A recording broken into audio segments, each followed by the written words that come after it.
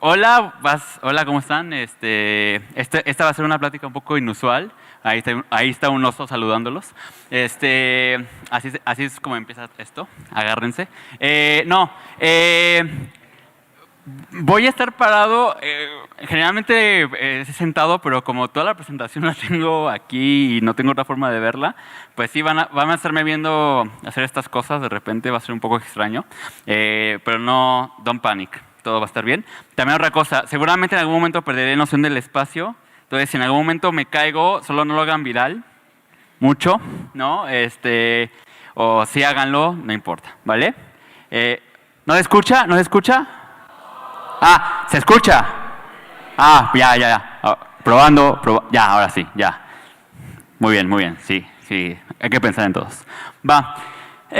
Dicho eso, pues hola, ¿cómo están? Gracias por estar aquí el día de hoy. La verdad es que me presento, para los que no me conocen, ahí está, Eduardo Salles, @sallecino en Twitter. Un poco de mí antes de empezar y empezar a meternos en esta dinámica cochambrosa del día de hoy. Pues de dónde vengo, ¿no? O sea, ¿quién es ese barbón que está ahí arriba hablándome de osos, saludándome con GIFs? Yo empecé en el mundo de la ilustración. De hecho, tenía un sitio que se llamaba Cinismo Ilustrado. Y durante mucho tiempo pues me dediqué a publicar ilustraciones un tanto satíricas, ¿no? Sobre que se burlaban de la realidad cotidiana y no tan cotidiana humana. Después de eso me absorbió el malvado y perverso mundo de la publicidad. Si hay publicistas aquí, pues hola. Me absorbió el mundo de la publicidad y estuve un tiempo siendo publicista, ¿no? Pasé por todo el ciclo de vida de la publicidad, ¿no? Desde soldado raso, ¿no? Desde el trainee hasta VP creativo, ¿no? Entonces, cumplí todo el ciclo de vida y después morí, ¿no? Nací, crecí y después me morí. Me harté un poco de la publicidad por razones muy diversas. Estuve un tiempo vagando por el mundo y después regresé con una idea de mi formación de ilustrador, un poco de mi formación publicista y un poco de mi formación de que me gusta ser curioso y aprender cosas nuevas. Y pues formé Pictoline, ¿no? Que es supongo que el medio que nos trae el día de hoy aquí a esta sala a platicar un poco. Sí, hay muchos ilustradores, mucho color y bla. Entonces, para los que no conocen Pictoline, digo, la forma más fácil que tengo de explicarlo es, somos una empresa de diseño de la información, ¿no? Nos dedicamos a diseñar información y cuando dicen, ¿pero cómo diseñar información? ¿Qué es eso? Una forma muy fácil de explicarlo es con un ejemplo práctico. Esto que están viendo ahorita, estos 3 párrafos insufribles de texto, es básicamente la maniobra de Heimlich, que para los que saben es como la forma de desatascar el tracto cuando alguien se está ahogando. Y ahí están esos 3 párrafos. Si algún día quieren leerlo, ahí lo encuentran en la Wikipedia. Y nosotros lo que hacemos es transformar esta información en algo un poco más digerible, en algo como esto, ¿no?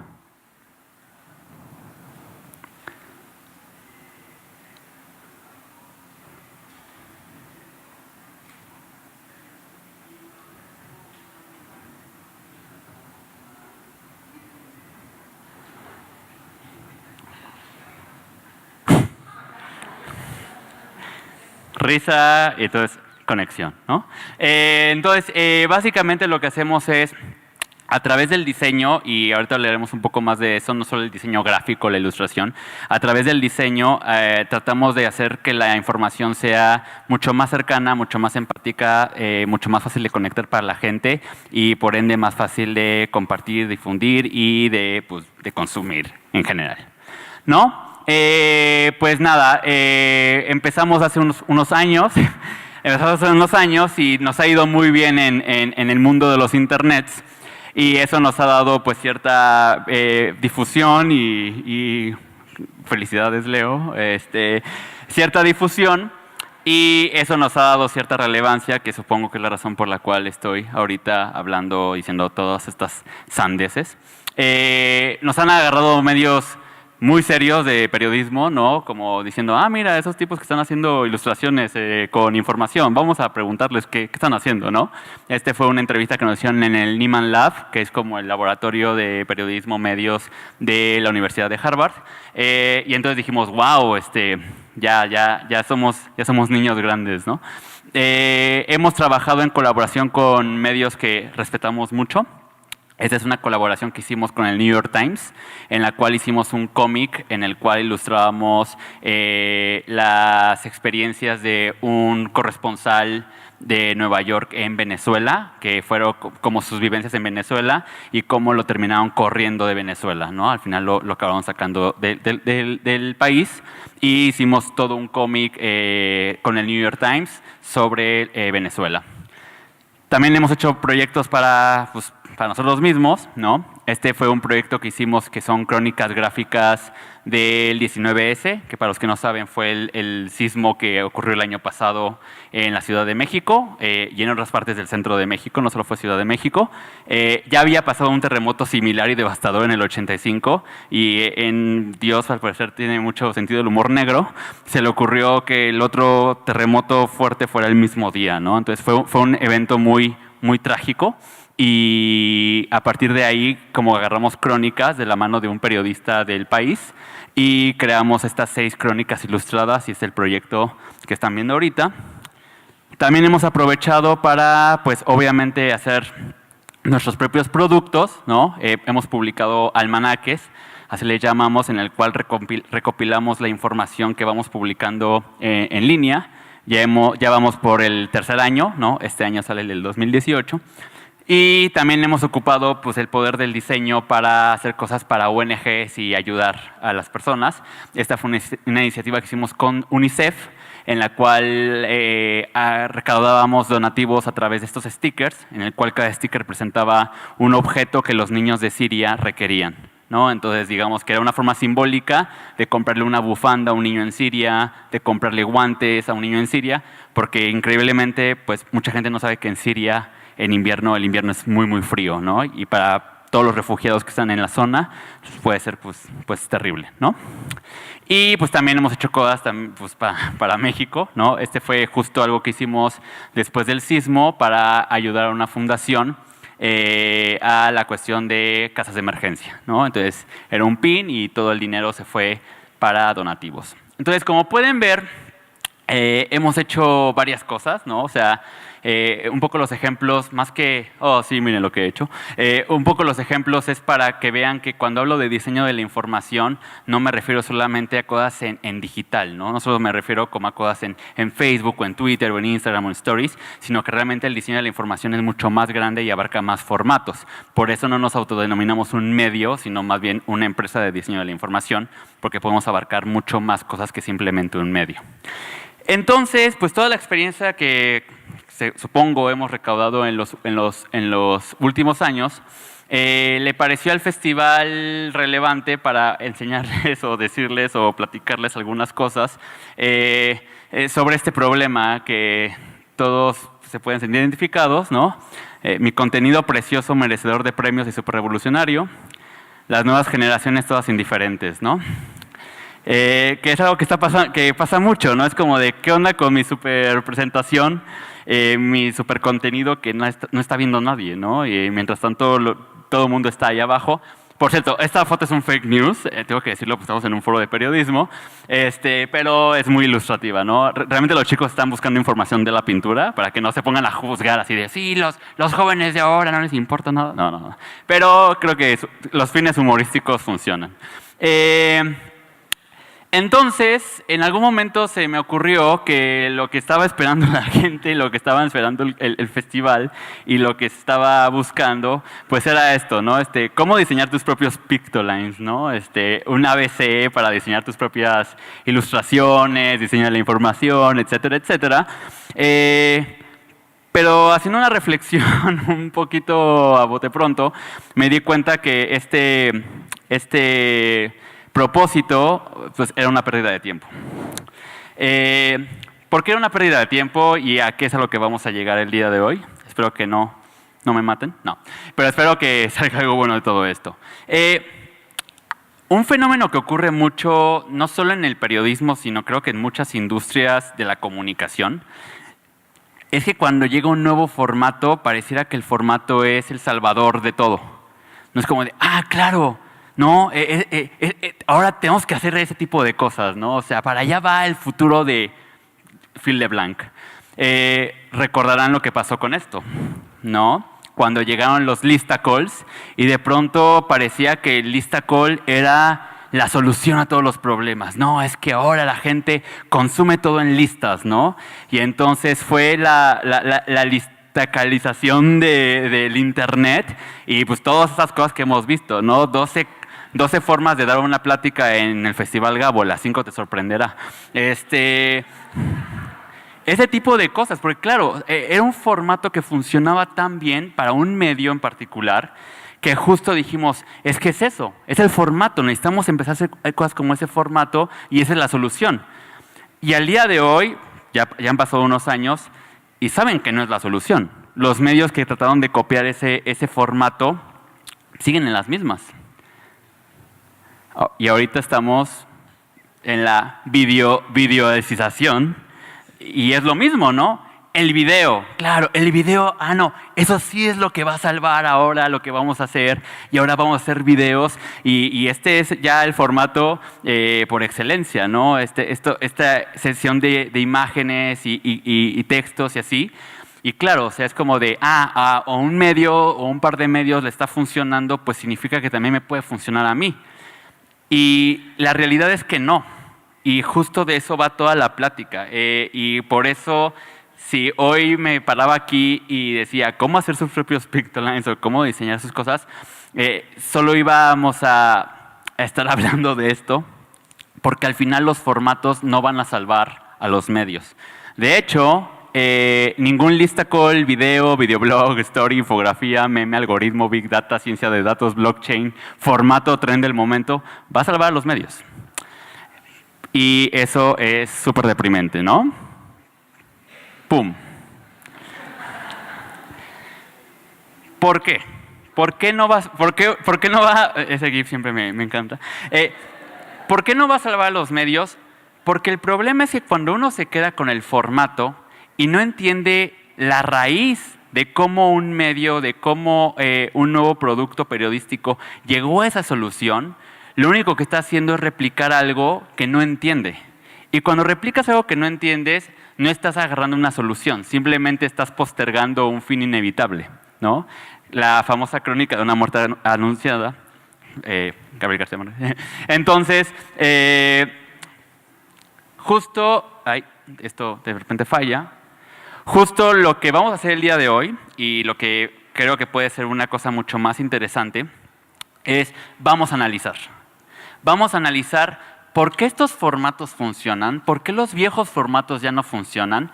Y el objetivo para mí al final es que después de que tengamos estos primeros planteamientos, hagamos una especie de ping-pong rápido con ustedes, con la audiencia, y podamos analizar esto, pero no a través de formatos, sino a través de entender los problemas que enfrenta hoy día los diferentes procesos comunicativos.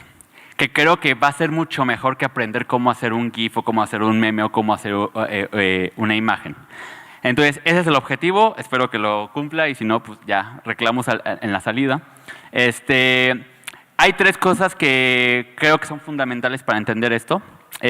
Una es el modelo de negocio, la otra es la dinámica de información, que es cómo producimos y consumimos información, y la otra es los paradigmas de creación, cómo creamos contenidos y cómo creamos cosas hoy día. Entonces vamos a empezar con modelo de negocio, que es así como el chon, chon, chon, ¿no? O sea, ahí es donde todo se va a la fregada, básicamente. Por esto, es algo muy sencillo de explicar y muy doloroso, pero sencillo.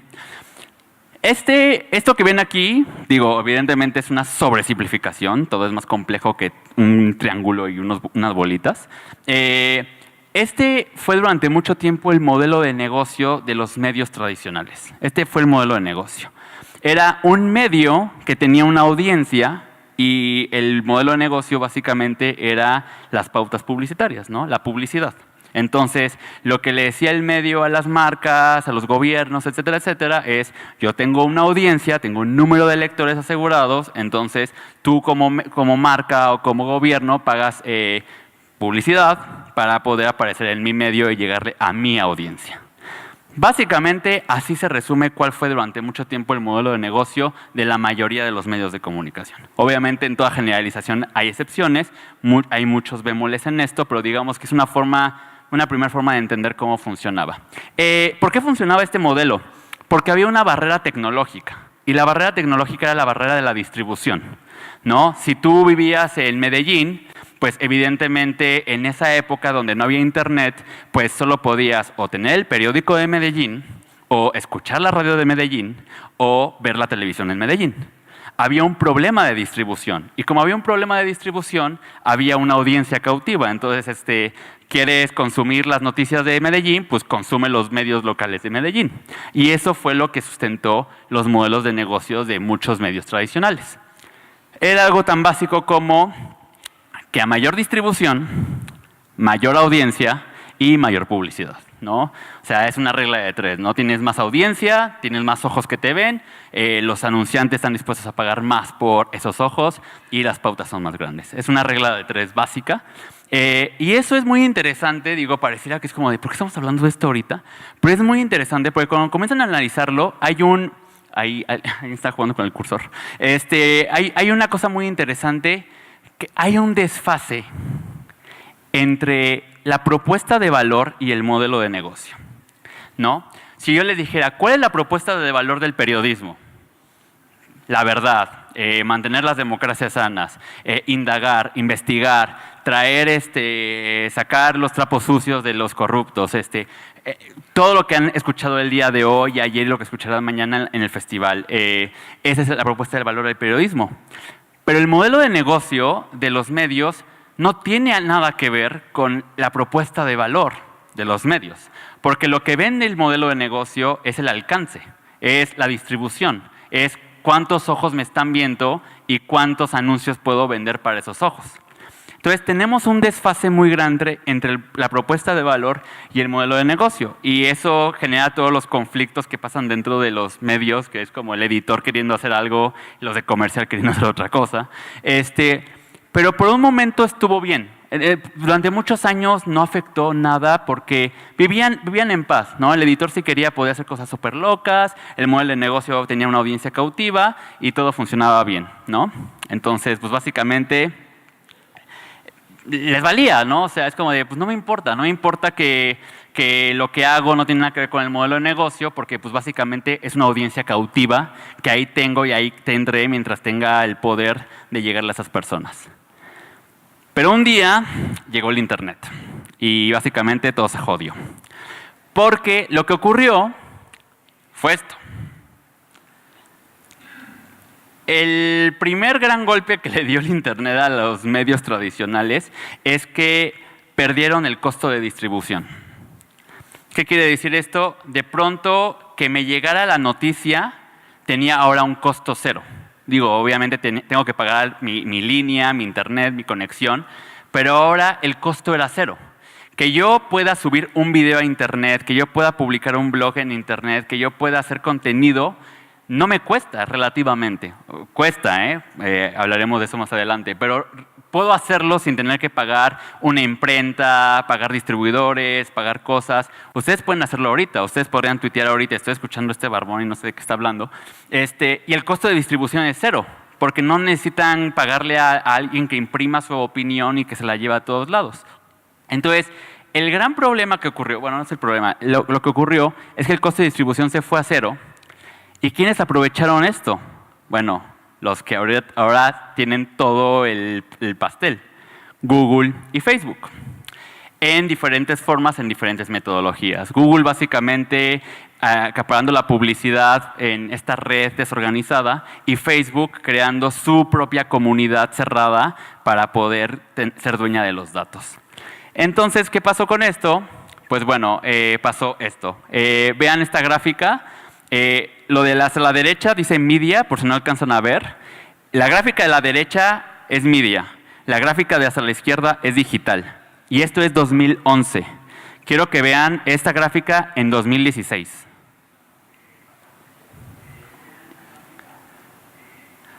En 5 años, el revenue, eso es el revenue anual en billones de dólares, pasó de esto, no puedo regresar, ahí está, no, ya no puedo, pero bueno, ustedes vieron la cosa, ¿no?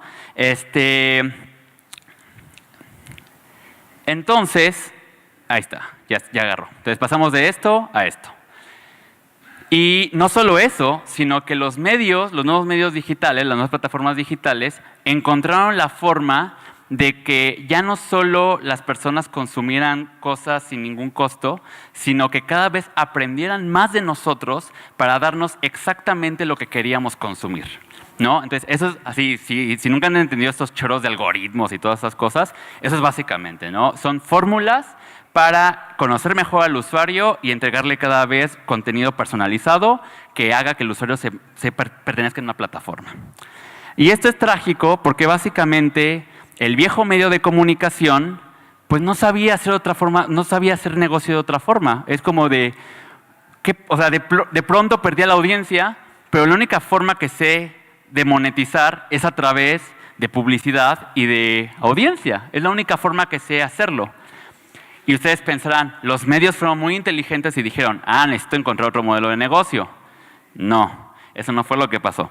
Lo que pasó es que los medios comenzaron a dar patas de ahogado y empezaron a buscar formas muy locochonas de mantener el viejo modelo de negocio en un contexto que ya no era el real. Entonces pasaron todos estos fenómenos, lograr más likes, lograr más fans, engañar al algoritmo, aprovechar el algoritmo, comprar fans, fingir fans. Todas esas cuestiones nocivas que ven de los medios es porque no conocen otra forma de monetizar. Entonces yo necesito una audiencia, pero ahora la audiencia está en Facebook, ahora la audiencia está en Twitter, ahora la audiencia está en Instagram.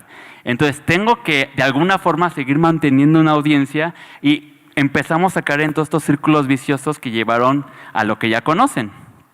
Y un poco se ve así, ¿no?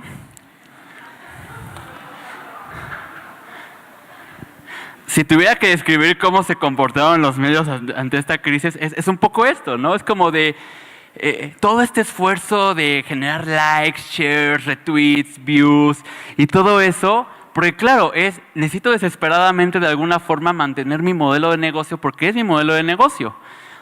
La mala noticia es, y fue y será, que esa audiencia no es la audiencia del medio, esa es la audiencia de Facebook. Y esa es algo de las cosas que se han ido aprendiendo con dolor y con sangre y con hiel, es los 2 millones de fans que tienes en Facebook no son tu audiencia, son la audiencia de Facebook. Tu 1 millón de seguidores en Twitter no son tu audiencia, es la audiencia de Twitter. Los miles de suscriptores de YouTube no son tuyos, son de YouTube. Entonces vemos que los medios estuvieron construyendo ese negocio de una audiencia que no es la suya. Y claro, cuando viene el cambio del algoritmo y cada vez alcanzo a menos gente, pues los medios hacen el rant de, no manches, ya no le llego a la gente como le llegaba antes. Pero es que nunca fue tu gente. Y eso es lo que estás aprendiendo con dolor y con hiel. Esa gente nunca fue tu gente, fue la gente de Facebook. Entonces, si quiero cambiar el algoritmo, lo voy a cambiar sin ningún problema. Y lo peor de todo esto es que en esta espiral, en este señor trapeando el mar, los medios perdieron valor. Y no solo perdieron valor, sino que perdieron lo que sí es algo que un algoritmo no puede dar y sí es algo que Facebook no puede dar, que es la credibilidad. Entonces sacrificaron un valor que podían aprovechar por un valor que a la larga no pueden aprovechar. Entonces, ¿qué hay que hacer? Y esa es la primera reflexión, es necesitamos encontrar o replantear la propuesta de valor y alinearla a un modelo de negocio que lo haga viable, ¿no? O sea, eso es lo primero que urge, más allá de aprender cómo hacer GIFs, memes, videos cuadrados, ilustraciones chistosas, listicles, lo que sea, es necesario que en el siglo XXI los comunicadores, en cualquiera que sea su situación, encuentren o replanteen las propuestas de valor y lo alineen a modelos de negocio, ¿no? Un poco lo que tratamos de hacer en Pictoline fue esto, ¿no? Fue uno de los primeros retos que tuvimos, era cómo alineamos la propuesta de valor al modelo de negocio. Y por eso les decía, somos una empresa de diseño de la información. Entonces, mi propuesta de valor es diseñar información. Y eso es relevante tanto para el New York Times como para una marca comercial. Mi modelo de negocio es el diseño de la información. Y eso es tan relevante para el New York Times como para una marca comercial. Entonces, cuando tenemos esta alineación, ya no tengo ningún problema de, híjole, tengo que hacerlo súper feo porque es comercial. No, porque está alineado. Entre mejor contenido, entre mejor diseño de la información haga, mejor negocio tengo. Y entre mejor negocio tengo, mejor diseño de la información hago. Entonces, se empieza a convertir en un círculo virtuoso y no en un círculo vicioso. Entonces, creo que la primera pregunta o la pregunta que tenemos que llevarnos, y si tuvieran que llevar alguna, es ¿cuáles son las propuestas de valor del periodismo en el siglo XXI? Y más importante aún, ¿qué modelos de negocio podrían hacerlas viables? ¿No? Entonces, esa es como la primera que se debería hacer como de, ya, ok, tenemos que pensar eso. Y para poder entender eso, necesitamos entender las dinámicas de la información, que son muy, muy interesantes. Esto que están viendo ahorita, 23 exabytes de información, que son 23 trillones de bytes, fue lo que se registró que produjo la humanidad de información en el 2002. Entonces, en el 2002 la humanidad produjo 23 exabytes de información que equivalen a 23 trillones de bytes. Eso fue lo que produjo la humanidad en información, videos, artículos, fotos, imágenes. Eso fue lo que produjo la humanidad. Esa misma cantidad la produjo en 7 días en el 2011. Y hablamos del 2011, hace 7 años. O sea, hace 7 años ya estábamos produciendo la misma cantidad de información que en el 2002 en solo 7 días. Imagínense cuánta cantidad de información produce la humanidad en una hora. ¿Cuánta producimos hoy día en un solo día? Es un mundo gigantesco de información.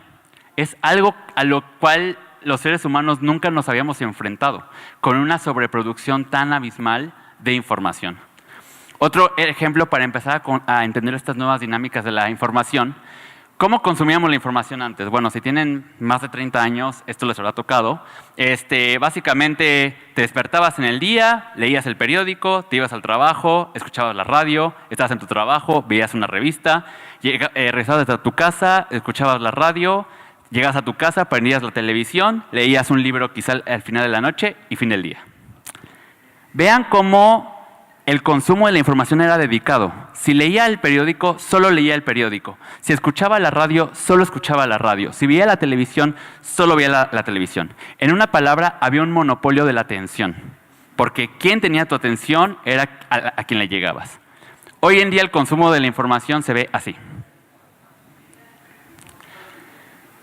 Estoy viendo el meme de Twitter, se lo voy a mandar a alguien en WhatsApp, estoy viendo Game of Thrones, no manches, Khaleesi y no sé qué, lo voy a mandar a mis contactos.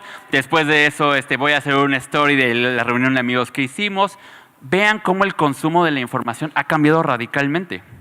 Ya no es un consumo que se hace de forma puntual, sino es un consumo que siempre está ocurriendo todo el tiempo, a todas horas, en todo momento.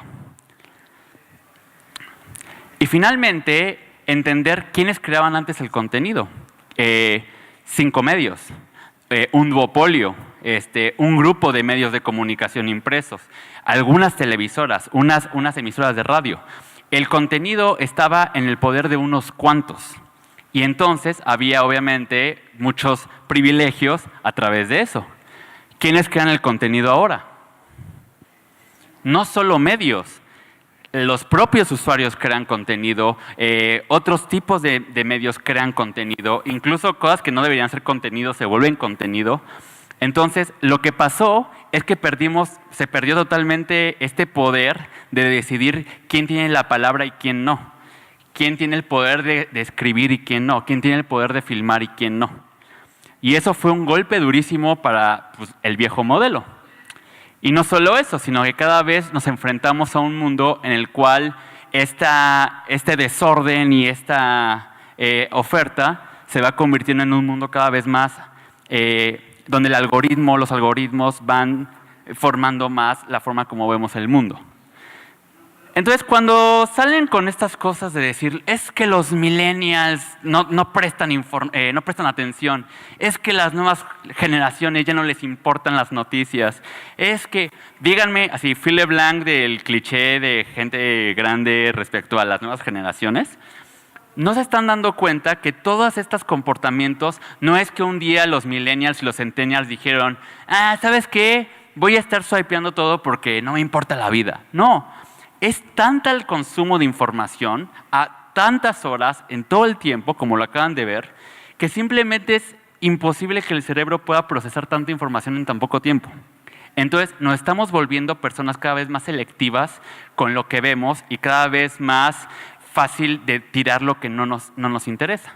Entonces, no me interesa, no me interesa, no me interesa, no me interesa, me interesa. No me interesa, no me interesa, no me interesa, no me interesa, me interesa. Y es un poder que el usuario ahora tiene que nunca antes había tenido. Antes el usuario tenía que zamparse, bueno, pues solo tengo un periódico, pues voy a ver qué me dice el periódico. Ahora el usuario tiene todo el poder para decidir qué ve, cómo lo ve, cuándo lo ve y quién se lo dice.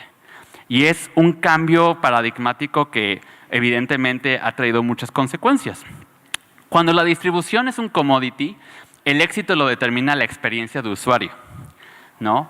Y es la parte donde ya comenzamos a ¿cómo? Pero ¿cómo que la experiencia de usuario? ¿Qué es eso, no? Y básicamente es cómo las personas interactúan, consumen, están dentro de nuestro producto, ya sea un producto informativo, un producto de memes o lo que quieran hacer. Y esta es la razón por la cual las grandes empresas tecnológicas le ganaron a los medios de comunicación tradicionales. Porque mientras los medios de comunicación tradicionales decían, es una moda, ya pasará, ya veremos cómo lo monetizamos dentro de 50 años, las grandes compañías tecnológicas comenzaron a preocuparse en la experiencia del usuario y a desarrollar no solo algoritmos, sino interfaces muy sencillas para el usuario de entender. Entonces, Google no tiene que ir con el usuario y decirle, apoya las búsquedas independientes. No, hay una herramienta, es genial, úsala, te va a conseguir todo lo que buscas. Y la usamos. No nos tienen que convencer de usar la herramienta. La herramienta funciona porque el diseño y el uso de la interfase está hecho para que podamos usarlo. Lo mismo con Instagram. Ustedes ven Instagram y lo dan por hecho, pero detrás de esa herramienta que usan todo el día, hay muchos ingenieros, hay muchos diseñadores que se están preguntando todo el tiempo, ¿y este botón qué? ¿Y esta interfaz qué? ¿Y cómo el usuario va a responder ante esto? ¿Y qué es lo que quiere el usuario ver? ¿Y qué es lo que quiere? Entonces, vean cómo todo el diseño lleva finalmente a un producto del cual no requieren llegar y decirte, oye, por favor, deberías usar Instagram porque fíjate que la fotografía independiente. No, es Instagram, es genial, úsalo. Y lo usas, y es el punto. El diseño de interfaces, ¿no? La experiencia del usuario, cómo interactúa con tu contenido, es tan fundamental como el contenido en sí. Y no solo en la cuestión visual, y no solo en la cuestión de interfaces, sino hasta en la cuestión de los algoritmos, ¿no? Que ese es el ejemplo de, pues obviamente, todo lo que vieron ahorita es básicamente cómo funciona el Discovery Weekly, el descubrimiento semanal de Spotify. Sin embargo, ¿qué pasaba en los medios? Esto es 2018. Esta es una captura de un periódico digital en el 2018. Y o sea, ustedes están riendo, pero si alguien fuera el dueño de ese periódico, no sé, ¿qué está pasando? Vean la desconexión tan grande que siguen pensando, no, yo hago noticias y la gente tiene que venir a leerme por las noticias y si no las leen son unos tontos y son unos incultos, no sé qué. Vean la desconexión total con el usuario, la desconexión total con la realidad y el contexto tecnológico actual que lleva a estas cosas, que lleva a cosas como estas. Estamos hablando del 2018 y este es un sitio para mobile que parece que solo agarraron el periódico y lo pegaron en un teléfono. Y siguen produciendo como si fueran un periódico impreso. Y siguen usando los 2000 caracteres como si tuvieran esa limitante de la imprenta, pero en un teléfono. Entonces, y luego dicen, Oye, pero ¿por qué perdimos el negocio de la información? Ah, no sé, Sherlock. Quizá porque mientras otras personas estaban preocupadas por diseñar productos afines, tú te encerraste en tu burbuja y cuando te diste cuenta ya era demasiado tarde. Los jóvenes ya no leen. No, es que no es que los jóvenes ya lo lean, es que totalmente te desconectaste de eso. Entonces, ¿cuál es el segundo take? Necesitamos crear y desarrollar nuevos productos periodísticos con base en las necesidades de los usuarios en su contexto actual. Que esto es básicamente productos que piensen en cómo las audiencias y cómo los usuarios consumen información hoy. No en el 2000, no en 1990, sino cómo lo consumen hoy con todo el contexto tecnológico que les acabo de enseñar. Y finalmente, pues ya cerramos con los paradigmas de creación. Y esto tiene que ver, pues, es aquí donde tenemos que hacer el mea culpa de, un poco los golpes de pecho. Como recordarán, esto era antes, ¿no? Los creadores de contenido eran unos cuantos privilegiados, ¿no? Los que tenían como el acceso a los micrófonos, a las plumas, a las imprentas, a los medios de comunicación. Y cuando estos modelos ocurrían, ¿quién era el centro? El creador. El creador de contenido era el centro. Y entonces, claro, o sea, todas estas figuras, el editor, ¿no? El editor con letras de oro y el director del medio, no sé qué, no sé cuánto. Pues claro, y todo era el criterio de, hoy se me ocurrió hablar de este reportaje increíble, no sé qué. Porque el punto de vista que valía y que importaba era el del creador. Y la gente, pues ahí están, o sea, me van a leer porque tengo un medio que le llega a 1 millón de personas, ya me leerán, no me importa, yo quiero hablar de esto porque es un tema que me apasiona y lo voy a hacer. Pero en el nuevo modelo, esto ya no funciona. En el nuevo modelo, esto ya es totalmente obsoleto. Duele, algunas personas siguen reacias y sigue siendo como un tema espinoso, pero la realidad es que hay un cambio de poderes. Y eso es quizá la cosa que ha traído más el mundo digital, es este cambio de poderes. ¿Quién es ahora el centro? El usuario. Ahora el usuario es el verdadero centro. Y por eso ahora tenemos que diseñar, crear, desarrollar en función al usuario. En el siglo XXI, la atención y la relevancia no se merece, se gana. Y eso es algo que a veces ganárselo es muy, pero muy difícil, ¿no? Entonces, claro, es como de, oye, pero yo soy el gran escritor, ¿por qué los jóvenes ya no? Porque ya no hemos perdido estas cuestiones de cacicazgos o las vamos perdiendo cada vez más. Ahora el usuario tiene el poder de qué lee, qué consume, cómo lo consume. Y entonces tenemos que hacer ese cambio. Ahora, quien tiene que estar en el centro de la mirada y de la atención tiene que ser el individuo, la persona, el usuario, la persona que nos lee, la persona que nos está viendo. Y tenemos que desarrollar en función de ello. Entonces, creo que esto es lo más difícil que luego llega a ser cuando piensan en algo, ya sea un producto de información o en un artículo así, este cambio de paradigma en el cual ya no es como de, ¿qué quiero contar? Quiero contar esto. Bueno, lo voy a contar, fin. No, es, ok, ¿cómo esto afecta o se relaciona con los usuarios que me van a leer? De esta forma. Ok, a partir de ahí, ¿cómo puedo volverlo más interesante? ¿Cuáles son las preocupaciones del usuario? ¿Cuáles son las necesidades? ¿Cuáles son los conflictos que el usuario tiene con la información que le voy a dar? Y a partir de esas preguntas, ahora sí, empezar a desarrollar. Si quieres que las personas se interesen en ti, básicamente, primero tienes que interesarte en las personas, ¿no? O sea, realmente no hay nada de ciencia, es un principio básico humano. Si quiero que tú te intereses en mí, yo tengo que interesarme en ti. Punto final. Y es una relación de la cual los medios ya no pueden escapar. ¿Cómo? Pensando en el usuario, pensando en el uso y pensando en su contexto, ¿no? ¿Quién es este usuario? ¿Cómo está usando la información que voy a darle? ¿Y cuál es el contexto en el cual esta información está ocurriendo? Entonces vean cómo el análisis ya no es solamente de, voy a hacer algo, sino empezamos a interesarnos en estos 3 ejes. Obviamente, si lo tuviéramos que hacer en realidad, son círculos concéntricos, ¿no? El usuario en el centro, esta persona quién es, quién me está leyendo, cuál es el uso y el uso de la información, cómo lo está consumiendo y finalmente cuál es el contexto en el cual se está desarrollando. Entonces, para ya pasar al ejercicio, ¿cuál debería ser el take de esta plática? Primero, pensar en ofertas de valor que partan de las personas. Segundo, una experiencia de usuario que lo vuelva deseable, que lo vuelva realmente usable, que la gente realmente quiera hacer algo con ese valor que le estamos ofreciendo. Y finalmente, un modelo de negocio que haga que todo esto se vuelva viable. Entonces, creo que si empezamos a partir de estos 3 ejes, podremos llegar como a soluciones quizá más interesantes que si solo hiciéramos ahorita infografías o memes o GIFs, etc. Entonces, ahora lo que vamos a hacer es que vamos a pasar micrófono. Dudas, evidentemente, si quieren saber de Pictoline o así, pues lo hacemos. Pero de mi parte, chicos, es todo. Muchas gracias.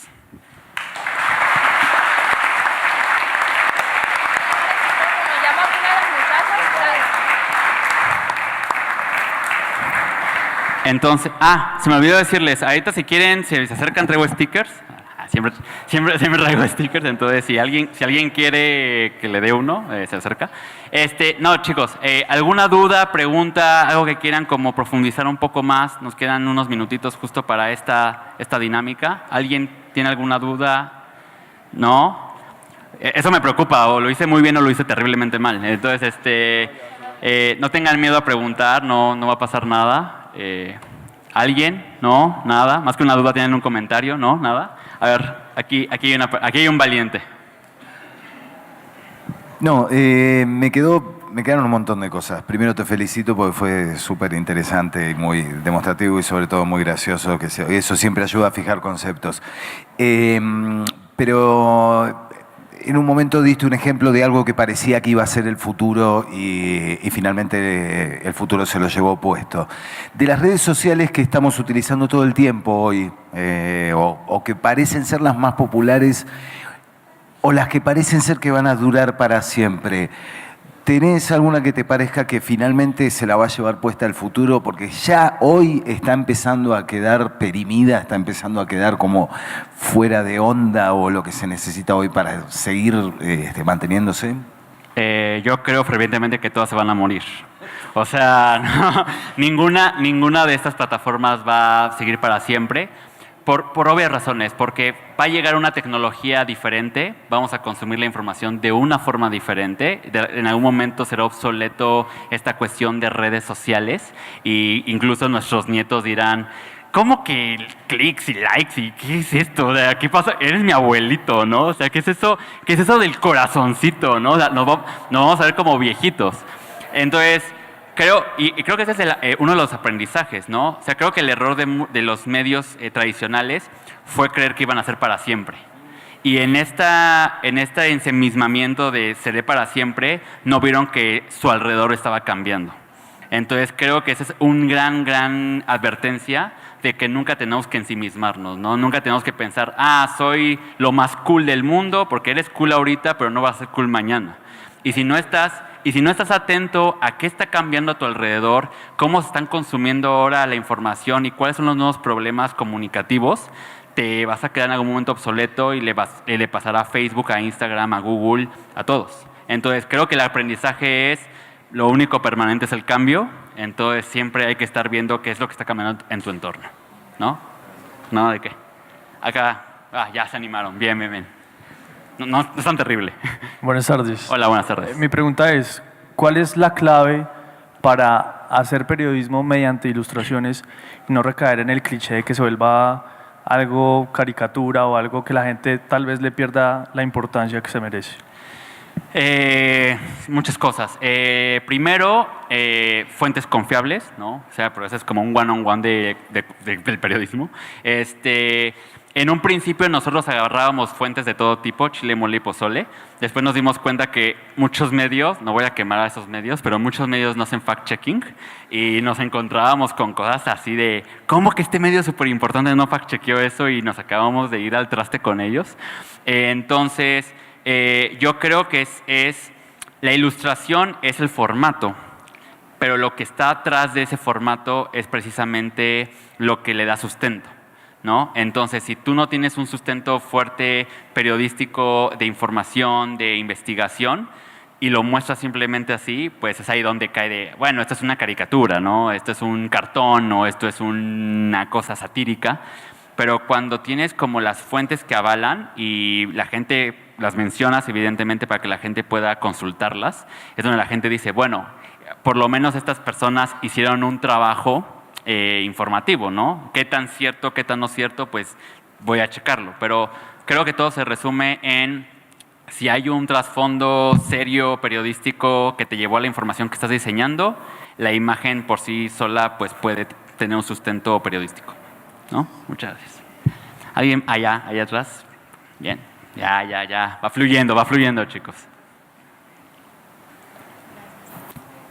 Entonces, desde tu punto de vista, ¿consideras que la prensa escrita o más centralmente pues el periódico se va a extinguir o cómo va a terminar o lo van a reemplazar? Y si, pues sí, Estos apocalipsis ahora que así todo se va a morir básicamente. No.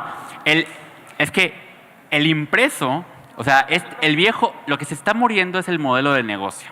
Este modelo de negocio de el gran periódico de 50,000 rotativas y 5 edificios con 200,000 periodistas, eso es lo que está muriendo. El periodismo como la necesidad de investigar y encontrar información para entregársela a un usuario, eso no va a morir, porque la gente sigue buscando informarse, ¿no? Creo que lo que va a cambiar finalmente son las formas como consumimos esa información. Entonces, no creo que el periodismo va a morir. Creo que el periódico como impreso va a morir en el modelo actual. Quedará como algo para los indies alternativos que le siguen cantando el papel, pero ya será un nicho, ¿no? Ya no será una comunicación masiva, se volverá un nicho. Y creo que más bien lo que va a evolucionar es cómo diseñamos, desarrollamos y entregamos esa información a los usuarios. Acá hay...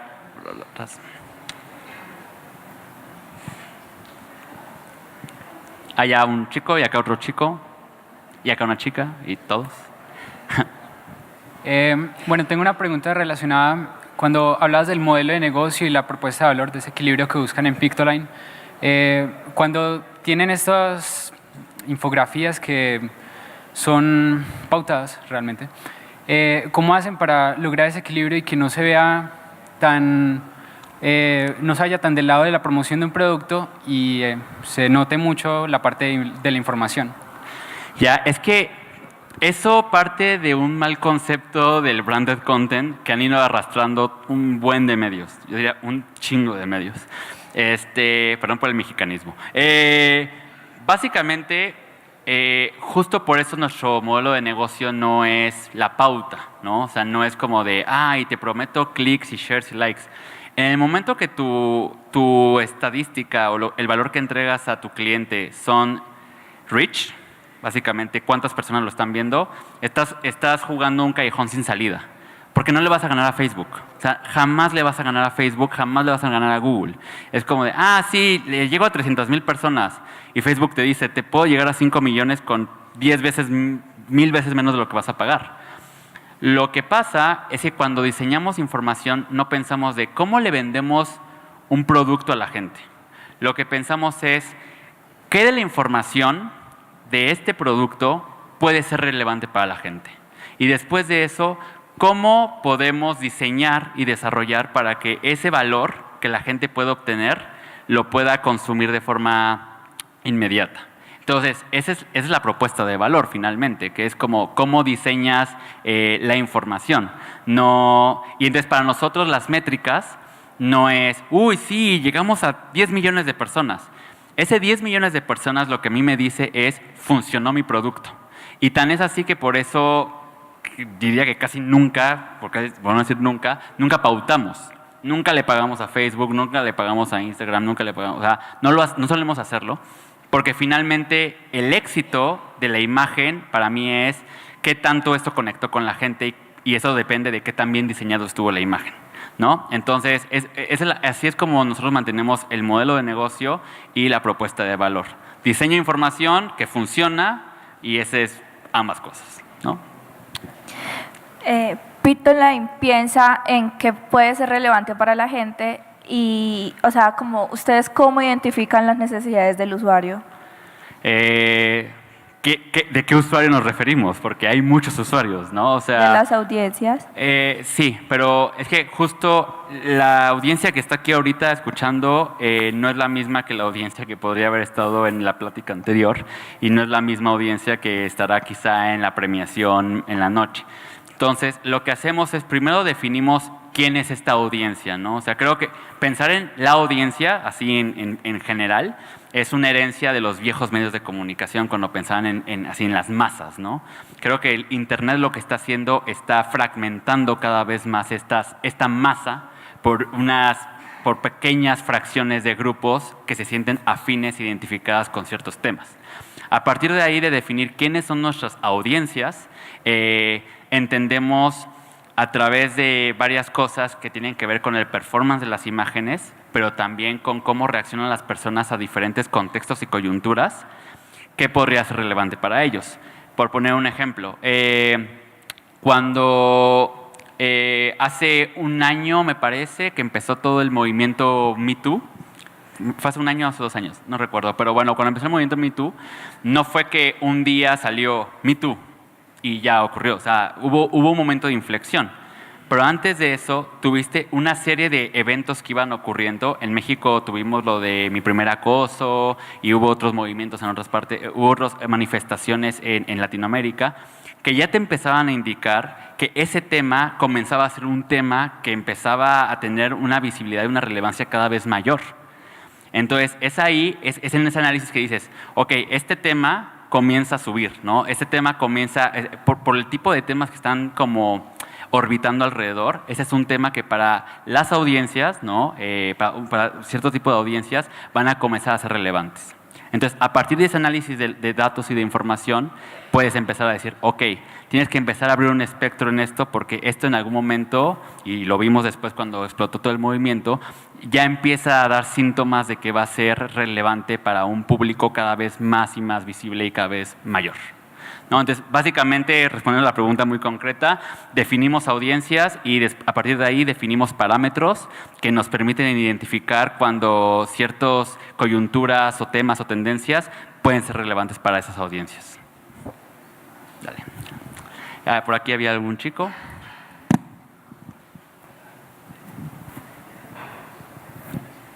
Buenas tardes. Bueno, muchas gracias por la presentación. Es muy inspiradora y es muy disfrutable siempre Pictoline y la forma en que lo hacen.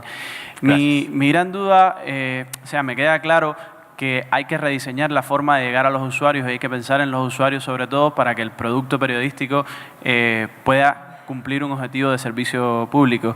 Pero a la hora de armonizarlo con el modelo de negocio, casi siempre nos tira hacia ese lado donde, bueno, hay que generar dinero para sostener el servicio público. Y a veces como que se fragmenta entre tengo una pequeña empresa de prestación de servicios de algo que genera dinero y entonces pongo ese dinero en el servicio público del periodismo. Quizás algún consejo más detallado o más desde la experiencia tuya en lo que has hecho de cómo armonizar ese modelo de negocio para que rinda entonces al periodismo y, bueno, por supuesto, aceptando esa premisa de cambiar la forma para llegar a los usuarios, de tener mejores contenidos con más propuestas de valor, pero haciendo más cercanos el modelo de negocio a la propuesta de periodismo. Y creo que esa es la pregunta del millón para muchos, ¿no? Es como, y creo que la respuesta de eso es no tienes que forzar el modelo de negocio para cumplirlo, o sea, porque si no creas un Frankenstein, ¿no? Es como de, bueno, es el modelo de negocio, pero ¿cómo medio lo adapto a esta cosa que ya hago para que medio cuadre? Nunca va a cuadrar. Lo que tienes que hacer es que tu modelo de negocio tiene que estar alineado a tu propuesta de valor o viceversa.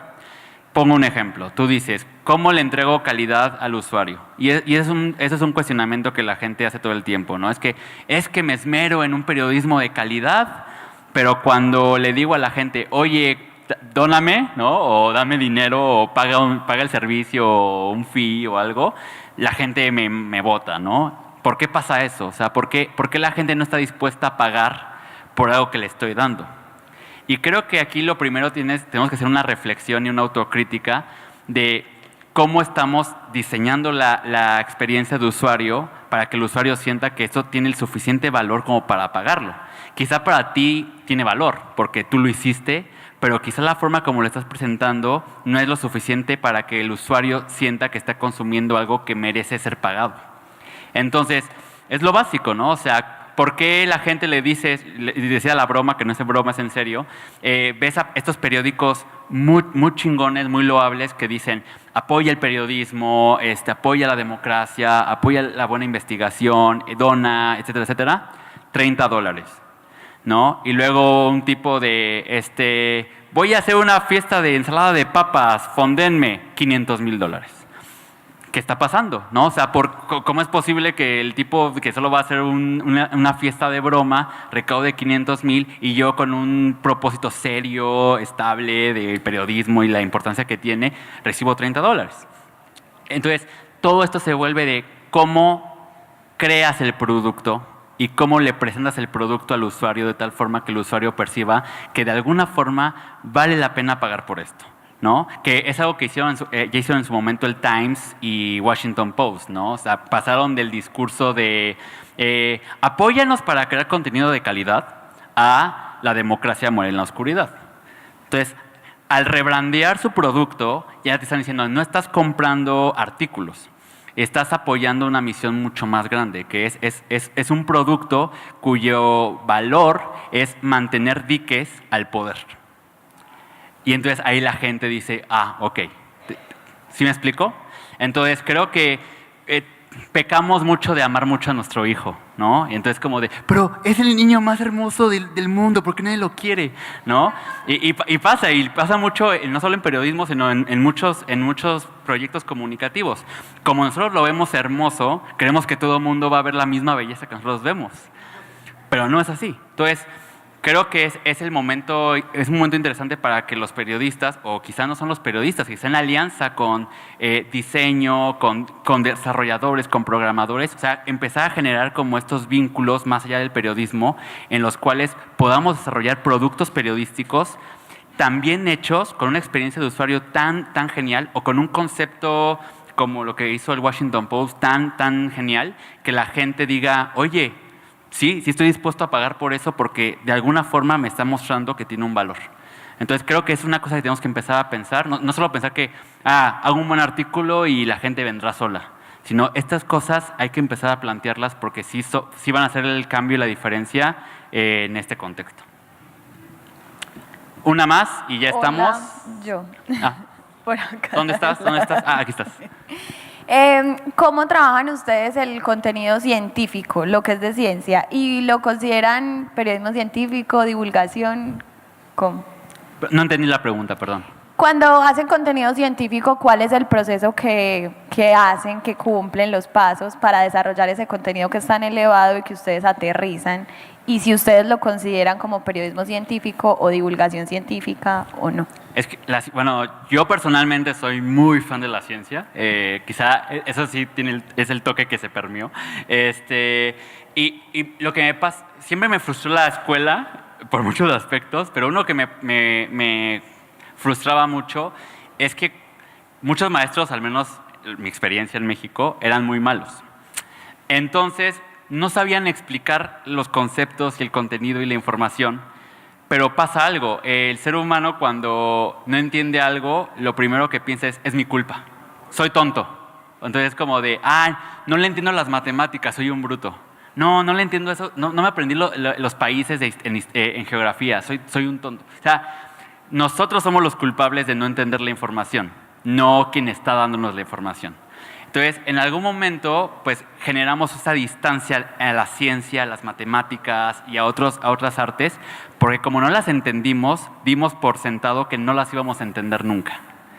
Entonces creo que lo que me gusta es que creo que hay una mala explicación o un mal approach de la ciencia, un mal acercamiento de la ciencia y cómo la mostramos.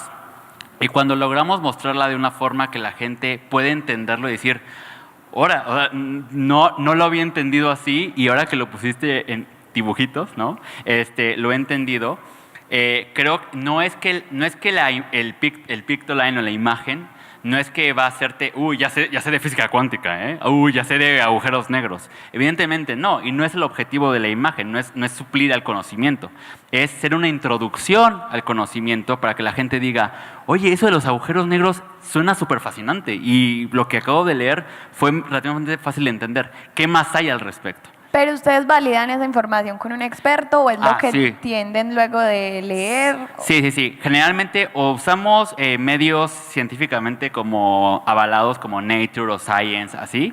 Y cuando son conceptos ya muy complejos, como ya teorías físicas, biología, o sea, como ya cosas que requieren un doble check, vamos con un científico, le mostramos la imagen y ya el científico hace como las anotaciones, ¿no? Aquí no digas moléculas, di partículas, ¿no? Porque Coulomb y bla, bla, bla. Entonces, sí, o sea, si hacemos esa cuestión de fact-checkear, cuando la información requiere un fact-check, porque es súper importante. Finalmente, si se va a compartir mucho la imagen, es nuestro deber que esté lo mejor diseñado posible, ¿no? Bueno, chicos, muchas gracias. Si quieren stickers, acá estoy. Y nada, gracias por venir.